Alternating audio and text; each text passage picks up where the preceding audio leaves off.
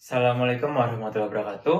Perkenalkan, nama saya Raditya Raffi Ramadan dan di sini saya adalah dosen kalian. Oke, jadi hari ini saya akan menyampaikan materi dan materi hari ini adalah etiket. Jadi sebelum saya lanjut, apakah di sini ada yang tahu apa itu etiket? Jadi, etiket itu sederhananya itu seperti sebuah tata krama. Bagaimana cara kamu itu bersikap kepada orang lain. Nah, karena kalian itu mahasiswa ya, saya akan kasih contoh etiket yang ada di kampus. Di sini ada nggak yang pernah ngontak WA, ngontak ataupun WA dosen itu di jam 9 malam? Nah, saya mau nanya nih sama kalian, ini kira-kira nih, mahasiswa model seperti itu, apakah mahasiswa yang mempunyai etiket? Tentu enggak ya. Harusnya di jam berapa? Di jam kerja.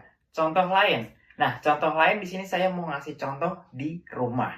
Kita kan biasa kalau habis kuliah, habis kampus, biasa pulang ke rumah. Nah, menurut saya ya, etiket paling penting tuh justru adanya di rumah. Kenapa? Di sini mungkin mayoritas kos ya, tapi di sini saya mau ngasih contoh bahwa rumah itu kan ada yang namanya orang tua, ya. Orang tua itu orang yang sudah merawat kalian sampai sebesar sekarang dan kalian itu bisa kuliah juga gara-gara orang tua kalian.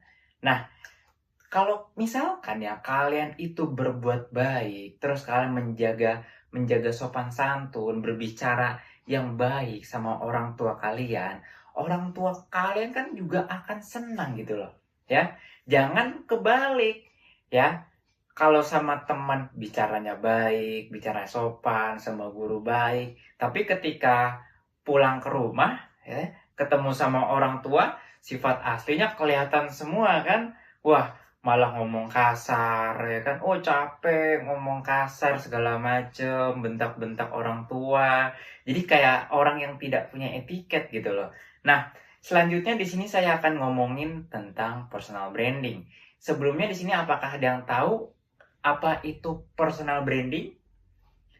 Jadi, personal branding itu bahasa sederhananya itu seperti kesan. Kesan kamu di mata orang lain. Nah, apa hubungannya antara personal branding dengan etiket? Jadi, personal branding itu seperti persepsi. Persepsi kamu di mata orang lain. Nah, contohnya nih, di sini saya pakai kemeja ya, pakai ikat pinggang, celananya rapi, sepatunya rapi, pakai kacamata. Itu di mata orang lain seperti mungkin orang yang bisa dipercaya, orang yang pintar. Nah, kalau misalkan etiket, etiket itu adalah wujud nyatanya.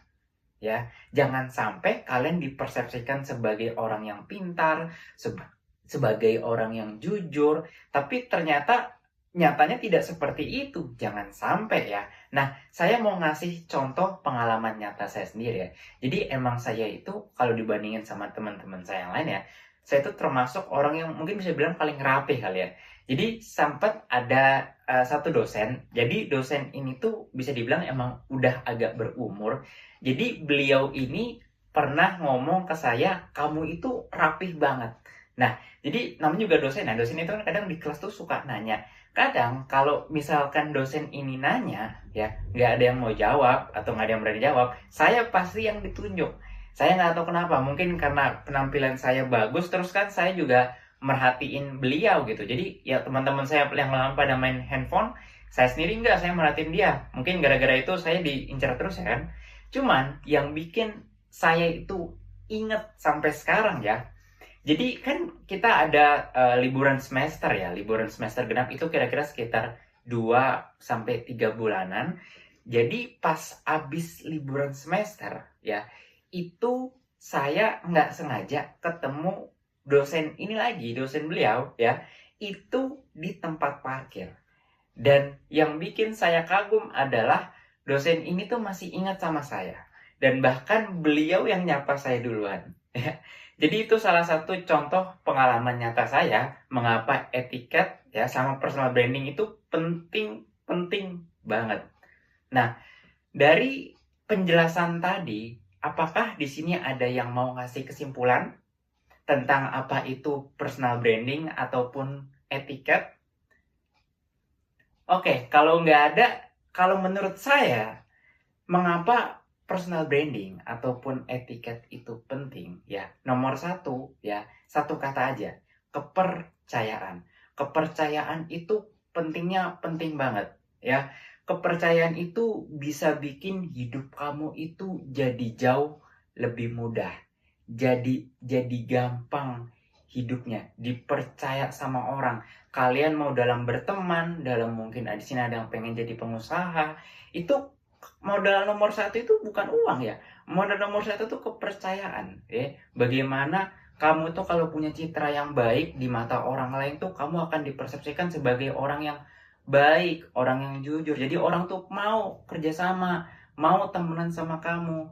Ya, oke, kalau misalkan tidak ada lagi yang bertanya, saya tutup saja materi hari ini. Sekian, terima kasih. Wassalamualaikum warahmatullahi wabarakatuh.